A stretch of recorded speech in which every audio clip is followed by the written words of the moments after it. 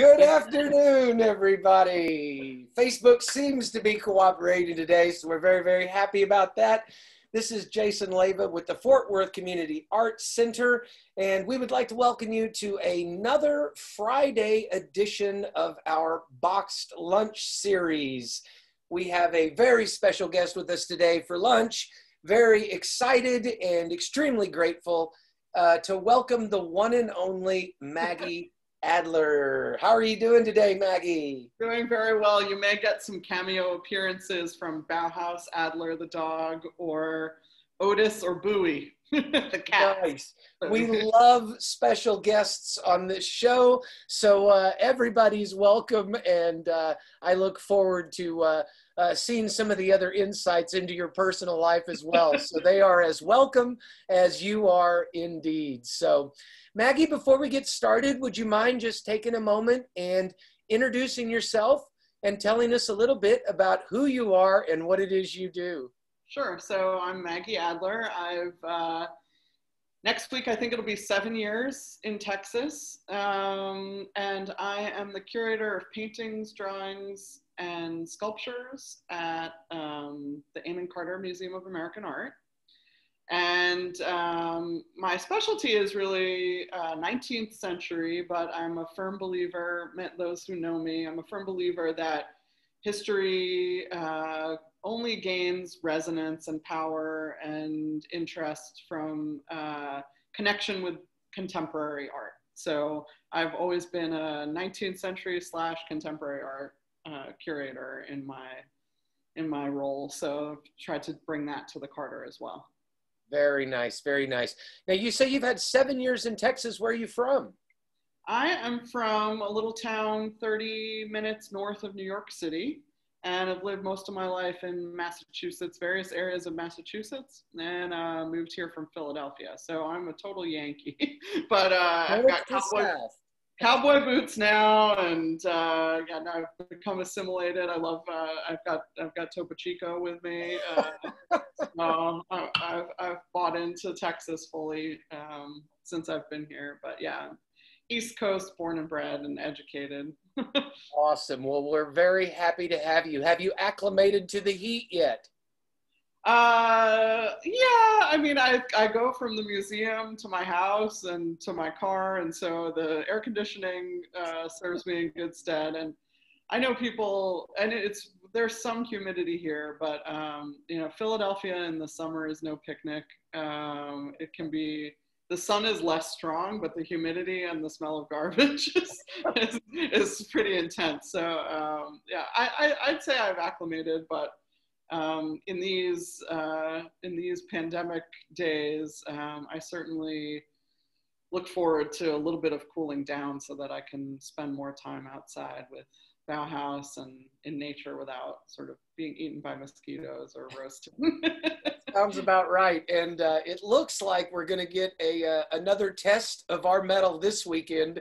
I think it's averaging, what, 103, I think, for Friday, Saturday, and Sunday. So I don't have to look anymore. Yeah. Yeah, well, we're certainly glad to have you. And if you haven't learned by now, an AC is certainly one of a Texan's best friends. I grew up in Oklahoma, so I didn't have to come quite as far south.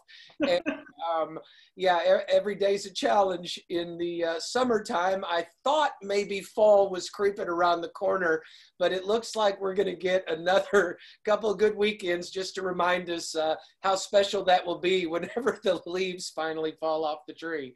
I had an early lesson when I first moved here.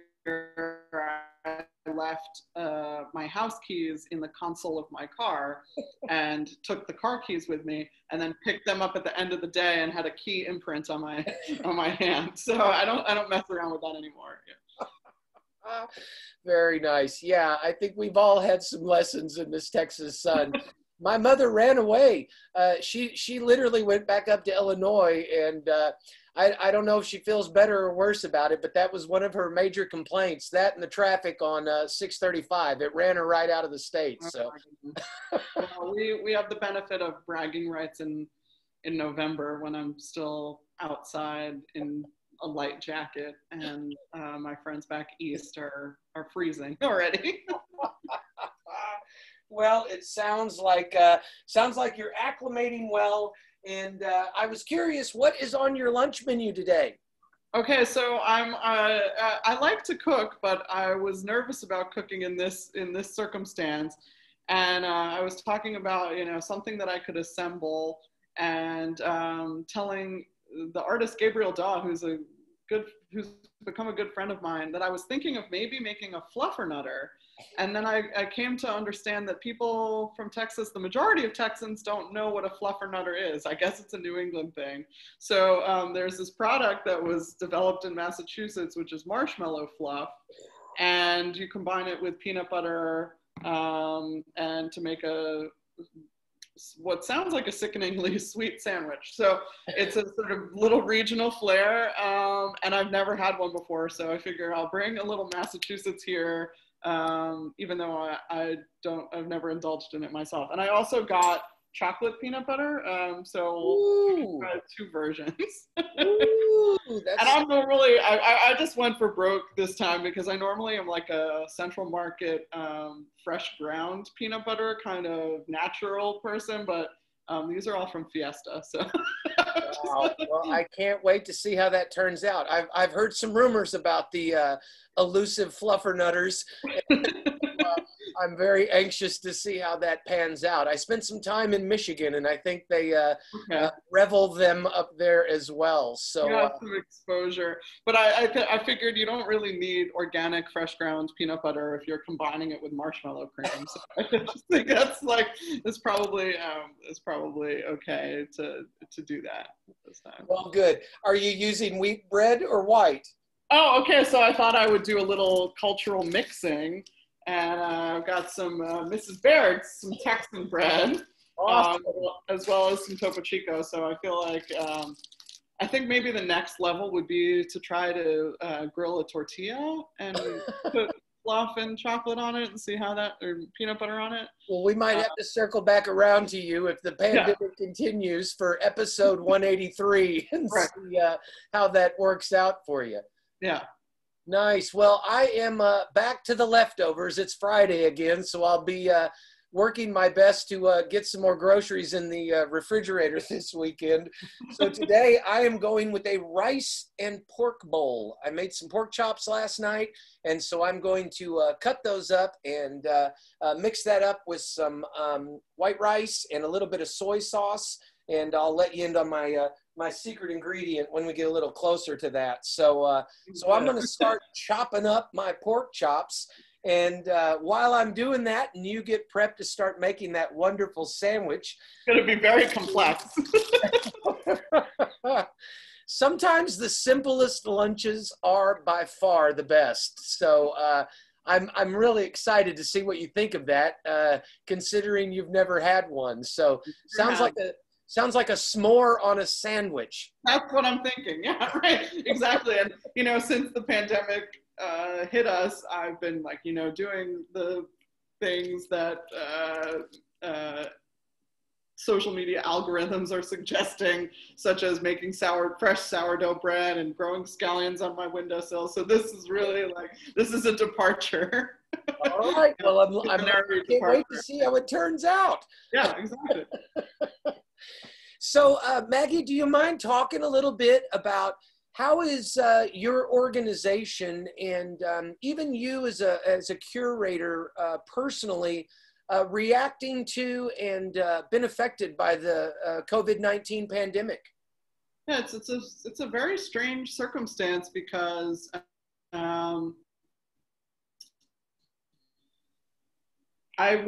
we work so many years in advance on exhibitions. So right at the beginning of the sort of shutdown of everything, I was in the cycle of completing 2 projects that had been going on for about 5 years. So both of them have books, both of them will be exhibitions or have been exhibitions. And so they were just sort of kicking into gear. So the day, March 12th, was the opening of one of those exhibitions, which is a show devoted to Winslow Homer and Frederic Remington, a kind of myth-busting show.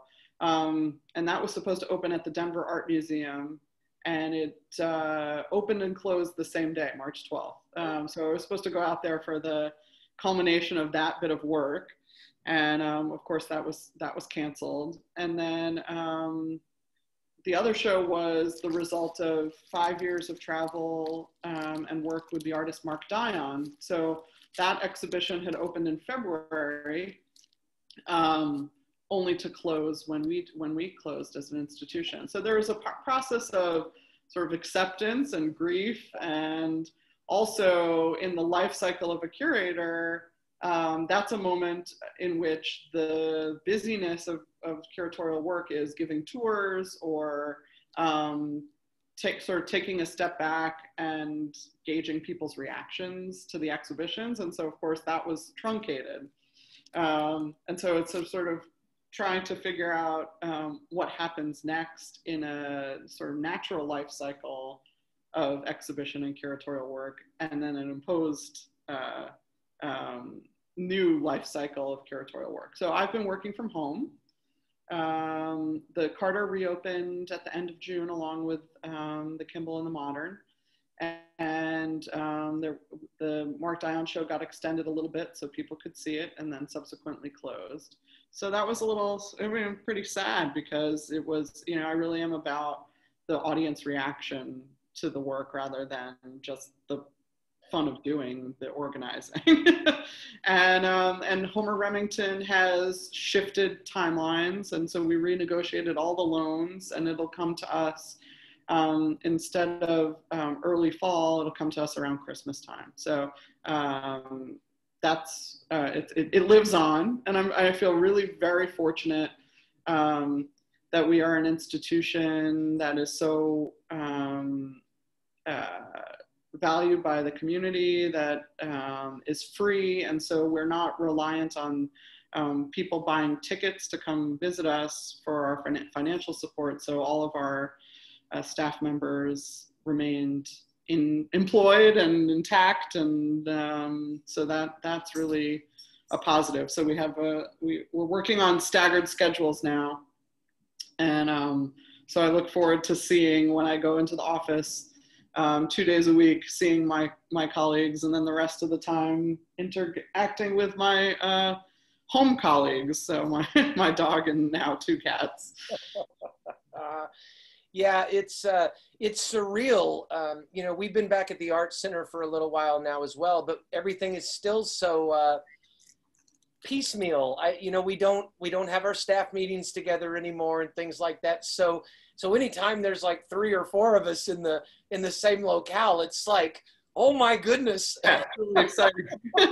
Well, I've learned that old adage of this meeting could have been an email has proven much more relevant these days. So there's more time, given that we've actually narrowed down some of our meetings, and distance. Whereas I feel sort of isolated, but distance has been minimized by being able to converse with all these great artists all around the country. I could be cooking my dinner and my video could be on mute, and I could be seeing an artist that I've never, speak in Portland, Maine, that I've never met before. So that's a really added bonus of this. It's a silver lining of this experience, is that, the artist community has, they're on a lot of video chats, and I'm able to hear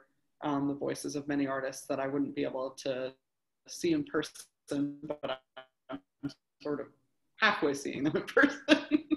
Yeah, it's certainly opened the doors to some opportunities that would not have presented themselves had we not been in this situation. So I'm curious, whenever you guys closed down, did some of your exhibits, did they stay up through all of that? Yeah.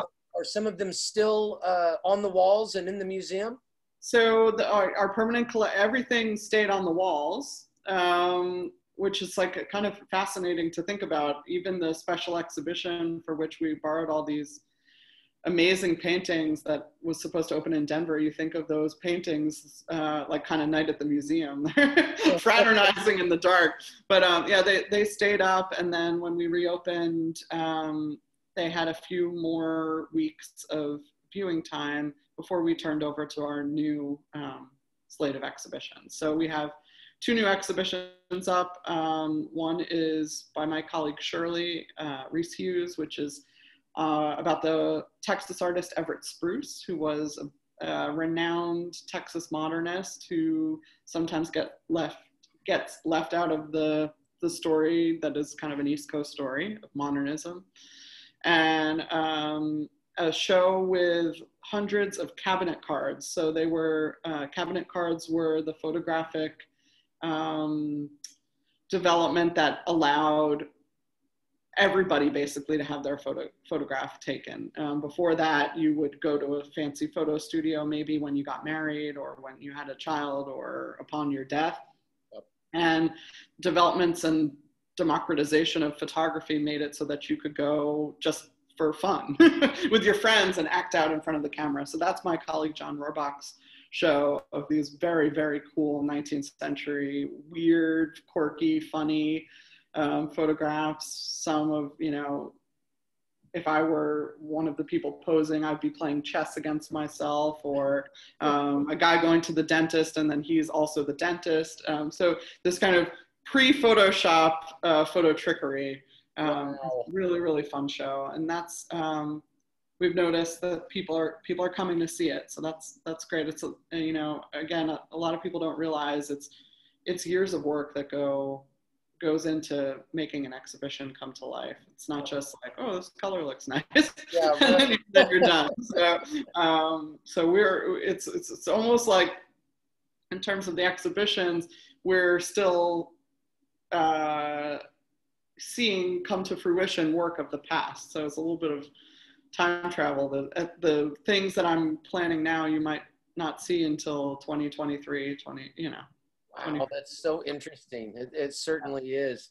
And now, who knows what the world will look like then. So it's a fascinating enterprise to be in the museum profession right now, particularly as everybody comes to terms with some really pernicious systemic inequity, and how does the museum play into that and work toward dissolving boundaries and barriers that have not made museums welcoming places to everyone. So it's, you know, it's very, you know, a very interesting time to try to rethink the role of the museum.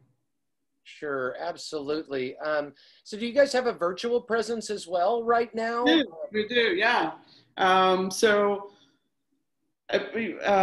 people might be aware that we have this Carter Community Artist Program with local artists who, in general, were teaching classes and working on after-school programs and engaging with the world outside the museum's walls. Unfortunately, this year's class has been inside because of COVID, but every Thursday, the museum is doing happy hours with those artists online, on Facebook Live, just like this, which is really fun, hosted by a staff member and by Madeline Fitzgerald, our head of public programs. And so those are fun ways of getting to know local artists. And that application process, I think, is still open for the next year's slate of Carter Community Artists. So that's one thing that we're doing. And then Mark Dion tour I gave from my couch online in some bite-sized chunks. Tried to do it in 5 minutes, failed miserably. And we have lots of staff members sort of making cocktails or while talking about works of art in the collection or doing art projects. But it's a pivot, and we were in the process of redoing our website upon our reopening and reinstallation after we did our construction project this past fall.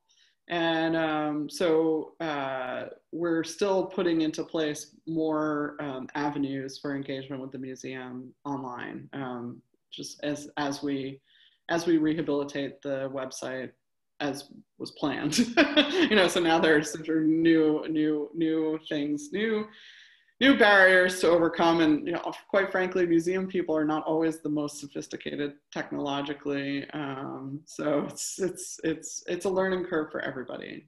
Well, I think the whole world is getting a heavy dose of virtual reality and IT training, certainly on the fly. So well, and it's the case that I'm speaking to you from my personal laptop right now, and my laptop has had to adjust because it was like, well, you only used me to watch Netflix in the past.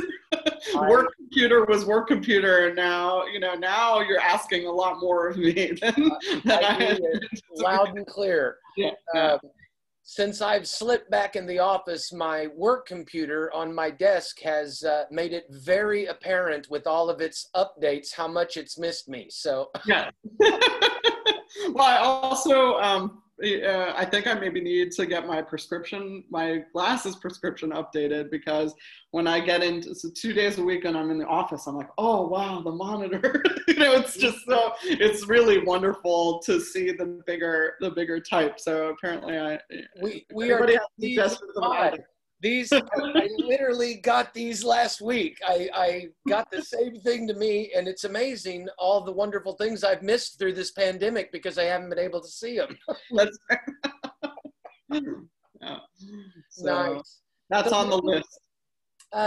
How's your lunch coming there? Oh yeah, well, I've opened my bread bag. Well, I feel like I have to keep pace with you. I'll take out 2 pieces of bread.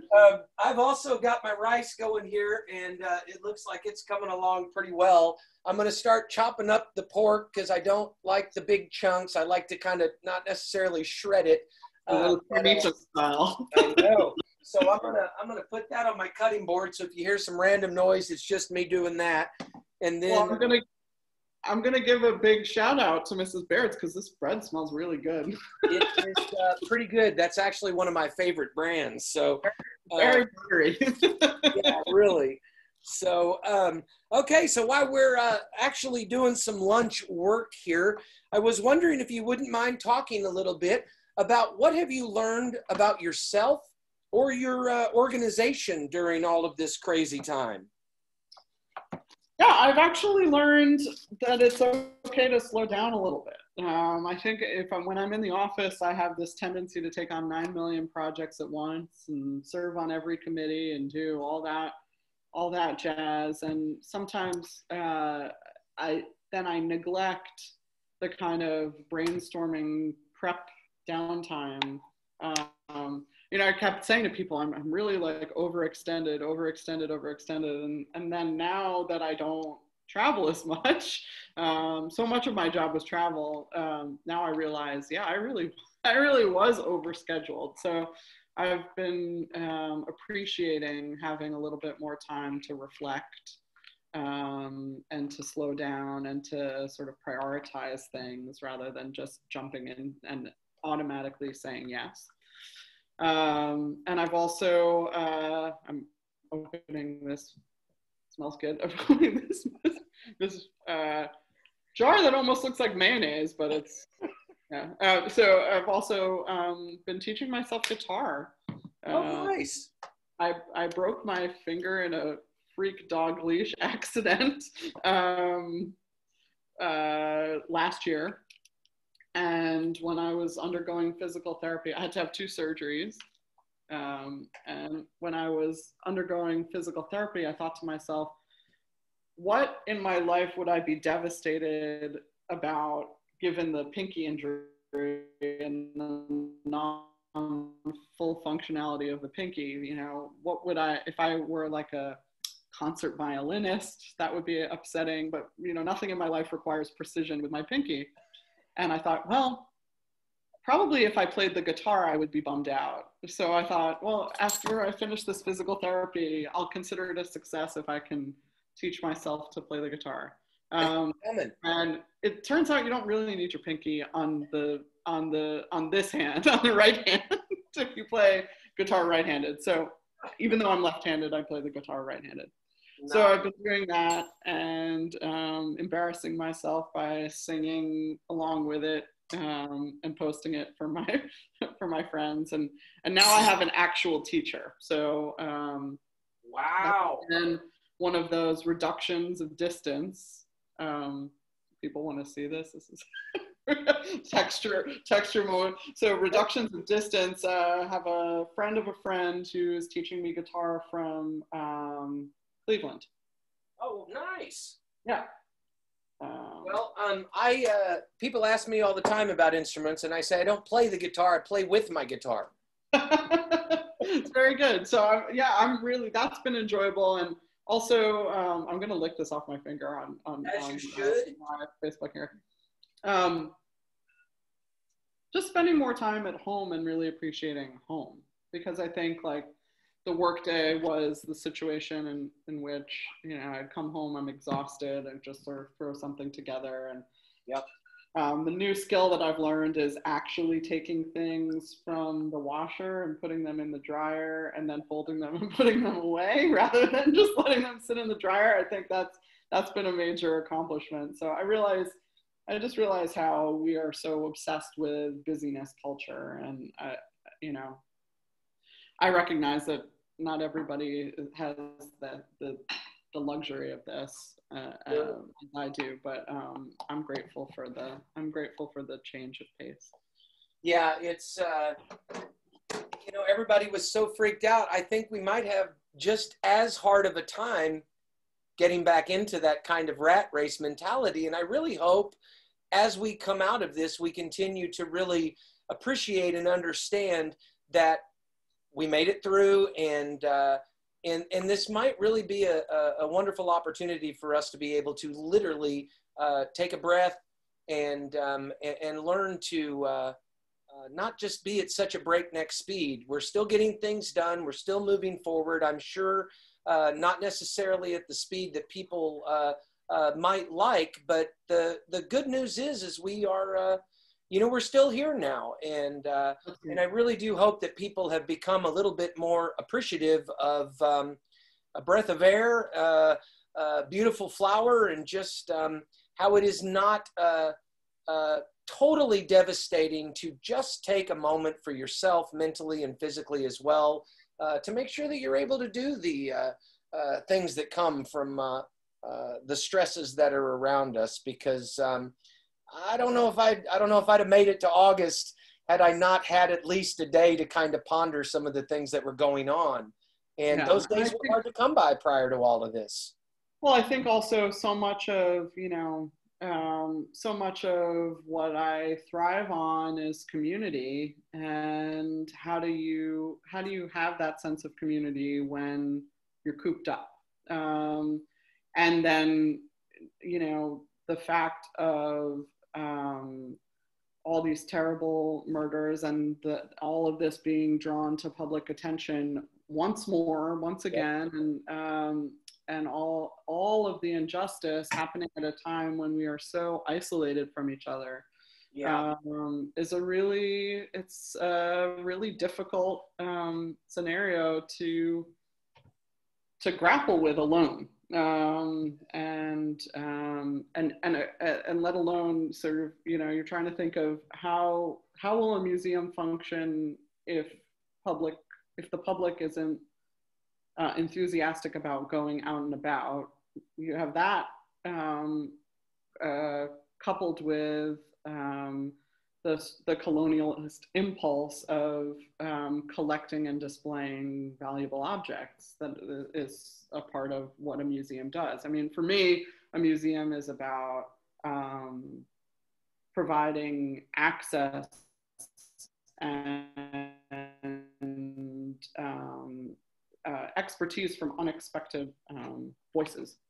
And so it's always been a part of how I approach museum work. But what a museum is and how it functions both in terms of pandemic and in terms of its history is it's a heady thing. And of course, like if I'm home alone with my active brain, that's what I obsess about.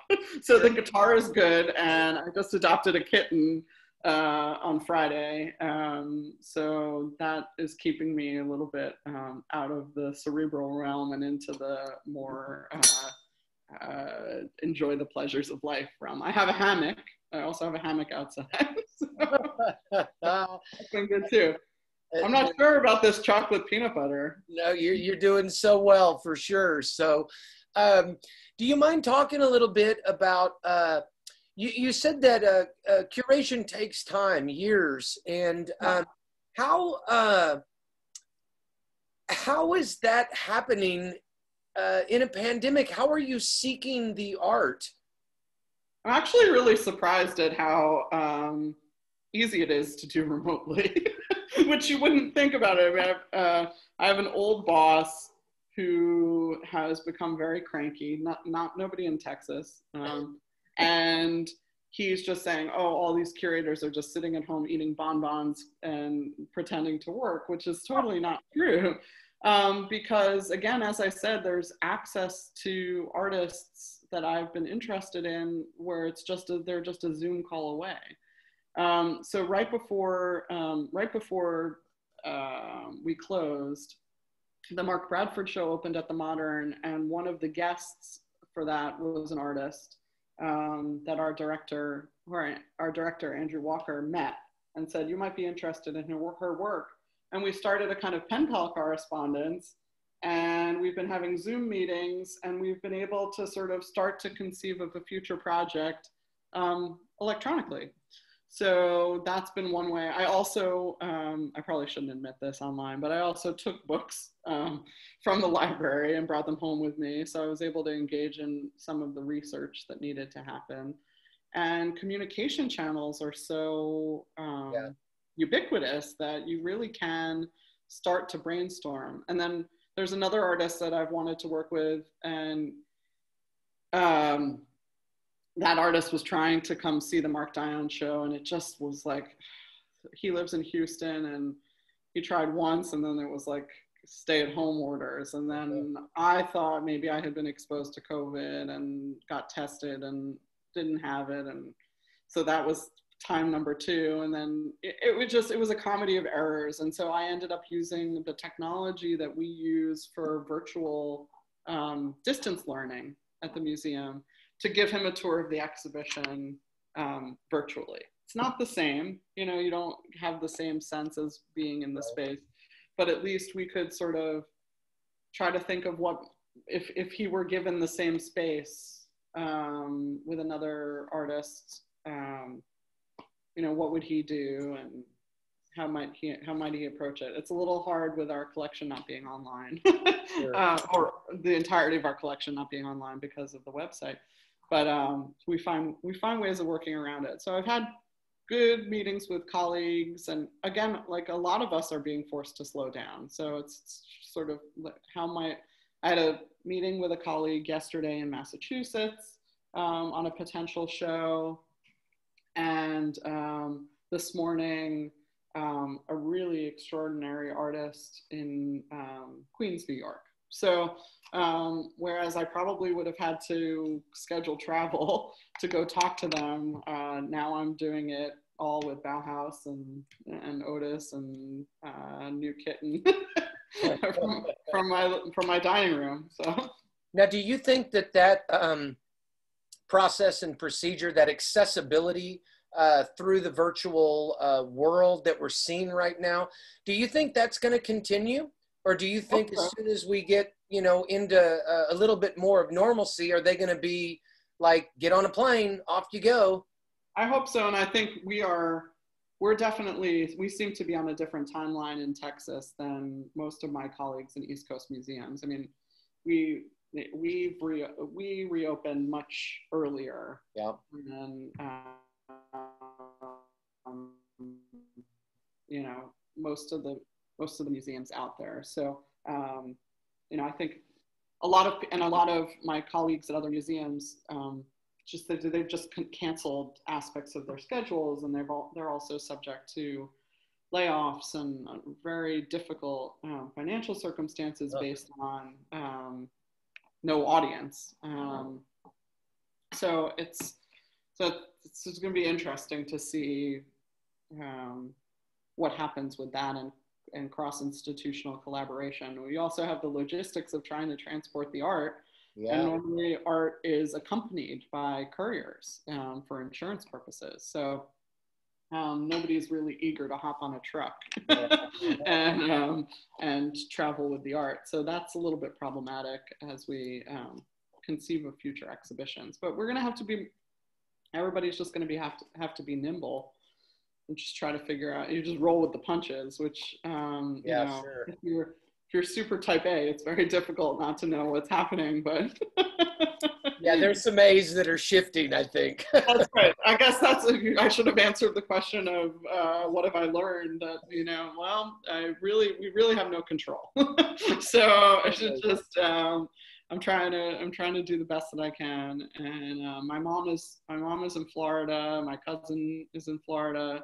And I'm just trying to think of like, okay, when would be the next time that I would be able to see her and see my friends on the East Coast. And I was on this mission to see all the national parks, because I think if you are a curator who deals with 19th century landscape painting, you ought to see some of the places that are depicted. But sure.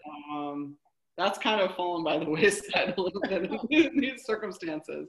Although I haven't yet been to Big Bend, so I think that's doable, even with virus situation. Yeah, sure. You know, you get a little camper truck or exactly. an SUV and throw your little porta potty in there and head on across the nation. I actually I have an Airstream, and oh, I'm jealous. Well, I was literally about to go out the door and down the road, and then of course, boop, everything went and fell apart. So I've been camping once. And even that was about as remotely as I could possibly get from everyone. And I'm hoping to start maybe putting some plans together too, with fall coming and it being a little bit cooler. And so I can't encourage you enough. Just I mean, yeah, you made it through a pandemic. Jump in the car. I'm really appreciative for things that I used to take for granted. So, you know, just some of our Trinity trails and yes, all of that. I'm just like, oh, I feel like I've been on vacation almost, just doing something like sitting 8 feet away from a friend in a backyard wearing a mask. Just, yeah.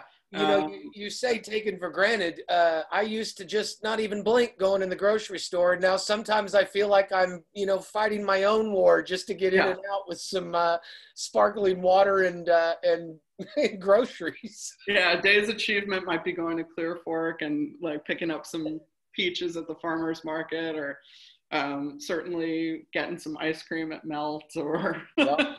You know, Cowtown or Cow Tipping Creamery for me. I've had a significant amount of Stir Crazy baked goods, so thanks to them. Yeah. Nice. So on that same note, what food venue or activity do you most look forward to indulging in whenever you're comfortable enough to get out there and engage with the world? Yeah, I really do think that I'm most excited about continuing that path of visiting our national parks. So while we still have them, but so yeah, I think that I was supposed to go on a cruise to Alaska. Actually, probably this week or last week, I can't remember now. And obviously that's not happening, but seeing more of those sublime natural sites be really, I would love that. I would love that. And I would like to see the show that I put together with my curatorial partners that is traveling right now. I don't know that I'll get to see it in Denver, but I would like to see it in Maine. So I'm conceiving of whether I can hop in the car and do a whole East Coast driving trip. We'll see if we're welcome in certain East Coast states from yeah, I know. Texas. But no, just the simple things, a little bit cooler, so that being outside is a little Not bit as more brutal. comfortable. Yes, Yeah. absolutely. And I like a good cocktail made for me by somebody other than me. So I would be happy to revisit Proper, the usual, all those places beforehand. And I'm a big fan of amphibian theater, so I would love to go see a play. That would be great. Yeah. Did you check out their audio play? Yeah, I did. I mean, it's a little hard for me to isolate myself into some place where like something is not bothering me, or my phone isn't buzzing, or all that kind of stuff. But yeah, I really did enjoy that. And I've been listening to a ton of podcasts and audiobooks, and actually reading again, which is for pleasure, which is really nice. Food-wise, I haven't really been deprived because I've been cooking for myself. I get mostly my groceries delivered, but I'll go out sometimes, and that's been fun. And people have been doing such great work with their curbside. And we have a gas station. I live over in Ryan Place. We have a gas station taco stand that has not reopened, and that place is great. And so I hope they make it through, as I was really enjoying those. It's been a little bit easier on my wallet. Yeah. I did go out. I've been making all my own coffee, but I did go out to Arcadia for the first, okay, I'm going to pick up somebody else made the coffee recently, and that was great. It was really, it was good to see another person, and do some strong mask game and make sure that I'm wearing things that are well curated. I hate when people use the word curate for something other than, but there you go. I just did it. That's all right. We're in a pandemic. You're allowed. So Maggie, what helpful community resources are you seeing or using personally? And how can your organization be assisted or provide assistance to other artists and organizations? Wow, that's a really good question. Okay, what resources am I using? Primarily, I think what strikes me at this, I've been involved with the New Normal, the arts fund for local artists. So that was really an amazing resource, helped out by the Bass family and others to ensure that there's some financial viability for our artistic community, because I just really, one of the things that makes Fort Worth so spectacular is that we have great pride in our creative forces. So I've tried to do that, as well as, I'm always open to talking to artists about what might be helpful to them. Several artists I've already worked with have been contacting me for recommendations for grants and residencies and all of that. And that's something that I'm really so pleased to do. So the New Normal was, I think, a really wonderful chance to get to know some more artists. I feel everybody's pain, because the stories are just really hard. It's hard enough to be an artist and to sustain yourself, and then to not have the restaurant job that was the thing that made your art possible, or that's really tough. Also contributed to food banks. I think it's just very difficult time for people food-wise. And then as far as what the Carter does, arts education is so important, and is always the last thing to be valued in our schools. And so, as much as we can do to supplement that learning, I know so many artists who just one moment in a museum as a kid was the thing that turned their life around. And Yeah. when I used to work in Massachusetts, I watched a young woman from a neighboring town that was far less affluent than the town the museum was in, I watched her be handed a camera by a world famous photographer, and he said, it's $30,000 camera, and here, let me show you how to use it. And that's more than her family was making in a year. And just to know that there could be that moment of joy or wonder or inspiration that happens by something that I've worked on or helped come to fruition in a museum, setting an example with artists from the Latinx community, LGBTQ community, amplifying those voices, to me is, there's kind of nothing better. So that's sort of what I've been doing, but I don't know. If there are other ways I can help, please tell me, because I'm always open to suggestion. The Art Center honestly has a great resource page on our website as well. And if you haven't had a chance to check it out, I highly advise you. And it's just right on the Fort Worth Community Arts Center. And then there's literally a resource link there. And they have done a great job of finding resources, sharing resources. And so you should certainly take a look at it. And if you know of any artists that are looking for, resources and some advice out there, make sure you send them our way, because I believe it's proved quite valuable to the community of arts in general. So check it out for sure. All right. So how you coming on your lunch there? I mean, I'm ready. I have a half of each kind. So this is the regular fluff and regular peanut butter, and then the chocolate peanut butter and fluff. I can give it a more glamorous presentation on. Oh, you don't need to do. Oh, nice. There you go. Right.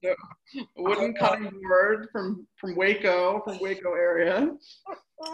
So I'm trying to plate mine here, and I think I've got more rice on the floor than I do in my bowl. And I realized that napkins. I always have issue with portion size, so I think I might have made enough rice for one person. This is my lunch bowl here, and you had talked about Central Market. I've got a couple of secret ingredients I'll share with you. Central Market whipped butter. Oh, nothing better. I'm a big fan of it. And I use a little bit of sesame oil as well on the pork chops whenever I put them into the skillet, because it just kind of adds that flavor a little bit, which is a pretty nice little mix. And then I'm just going to take a little soy sauce here and top it off with that. And if you had windowsill scallions, like all the easy now. Parts, you could snip. This is just lunch. If it was dinner, I'd have a nice Jack and Coke with me. And I also did realize that I am not meant to be an avocado farmer. I tried to grow my avocado pits into avocado plants, and only one grew a root, and it's just like, it's a little sad occurrence. Well, I'm going to build you up. If you got one root, you can grow avocados. Well, yeah. It's all perception. Nothing's growing out of the top of it, though. It's just the root. The root is in the soil. We'll see. All right. Well, Maggie, any tips on how to stay sane mentally and physically as we continue to move through all of this? Oh, RuPaul's Drag Race. Oh, there you go. I'm getting very concerned because there are 12 seasons of RuPaul's Drag Race plus All Stars, and I'm nearing completion of the entirety of the show. This has been a long-term project, and I'm worried about streaming and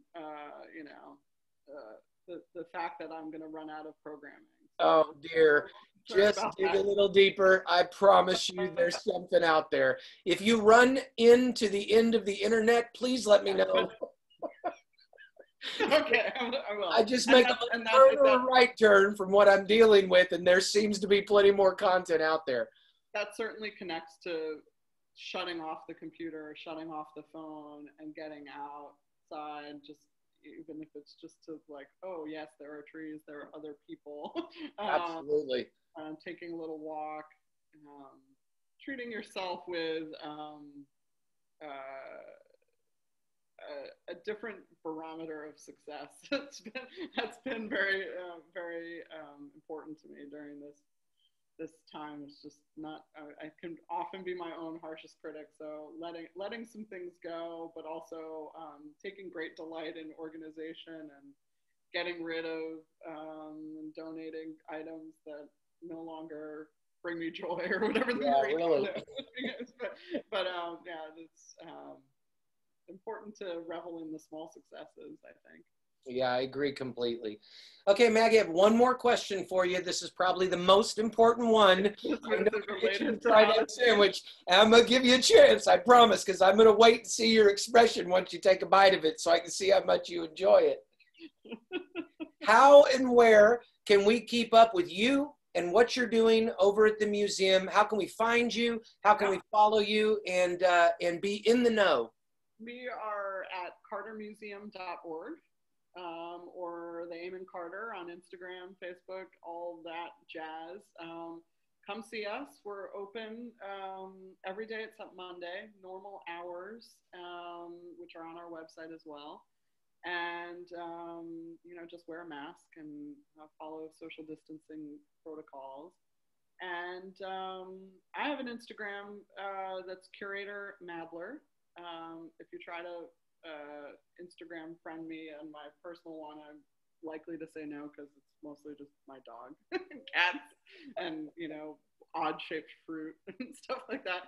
So Curator Adler, but usually you can find me out and about I mean, hopefully it's another thing I'm looking forward to, art openings at galleries.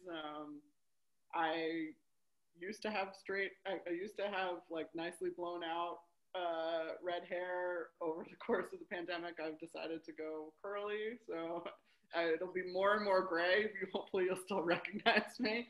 But yeah, so follow everything we do at the Carter at cartermuseum.org. Awesome, awesome. We'll put some links down in the comments as well so people can find you. All right, Maggie, it's go time. Okay, ready? I'm doing the regular one first. Okay. I'd say it's pretty good. It's not as sweet as I thought it was going to be. Nice. Yeah, I'm telling you, as a staple. Do you have a glass of milk next to you? No, just the Topo Chico. Maybe a little bit of sprinkling of like Himalayan sea salt on it to give it a little bougie aspect. That's even better. All right, I'm going to give mine a try here. Oh, I'm going to try the sauce. We're going to try the chocolate one now. Let's see it. That one might be a little bit of overkill. Yeah. That's the one that I think that if I were to grill a corn tortilla and mix those ingredients as a dessert, might be preferable. I'm going to tell you a secret. I've had lunches that were nothing more than a Nutella can and a spoon. Oh, for sure. Yeah, absolutely. When I first moved here, I just ate tortillas like they were going out of style and Dr. Pepper. And I had to sit myself down and say, you know, you're probably going to be here for a while and this is not sustainable. It was, I think maybe a year and a half ago, I had my first Big Red also, which I'm very much enjoying. Man, you're going straight to the soul of it, aren't you? Yeah, now I will give a shout out to the Dusty Biscuit food truck, because that Big Red Olay is really good. Maggie, it has been such a pleasure to talk with you. I'm going to let you get back to it so you can come to grips with that chocolate one. I promise. The more you eat them, the better they get.